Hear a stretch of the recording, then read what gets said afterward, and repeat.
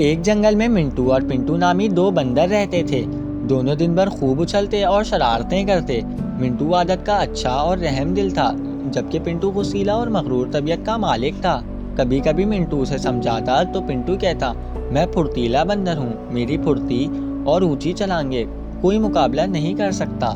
मिंटू एक दिन जंगल में फल तलाश कर रहा था और काफी तलाश के बावजूद जब उसे अपनी पसंद का फल नहीं मिला तो वो दरख्त के पत्ते और बैर खाकर पेट भरने लगा।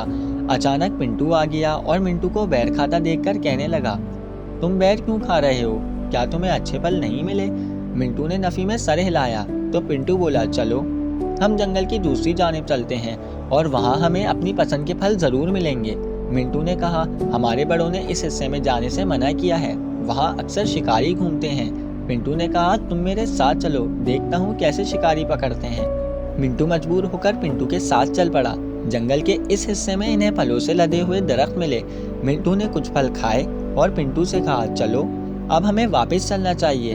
पिंटू ने कहा, मैं तो ऐसे ही यहाँ घूमूंगा और सैर करूंगा। ये कहते ही पिंटू ने छलांग लगाई और दरख्त के ऊपर चढ़कर एक शाख पकड़ के झूलने लगा। हुआ कुछ यूं, कुछ देर बाद इन्हें दरख्तों के बीच में एक थाल दिखा जिसमें बहुत सारे फल थे। ये देखकर पिंटू की राल टपकने लगी। वो जैसे ही इन फलों की तरफ लपका तो मिंटू बोला, यार पिंटू, मुझे खतरे की बू आ रही है, वहां ना जाओ। पिंटू ने इसकी बात ना सुनी और नीचे छलांग लगा दी और जैसे ही पिंटू ने थाल में से फल उठाया, एक जाल कहीं से आ गिरा जिसमें वो फंस गया। कुछ ही देर में एक शिकारी आया और पिंटू को जाल से निकालकर इसके गले में रस्सी बांधकर अपने साथ ले गया। मिंटू बेचारा दरख्त पर बैठा ये सब देख रहा था।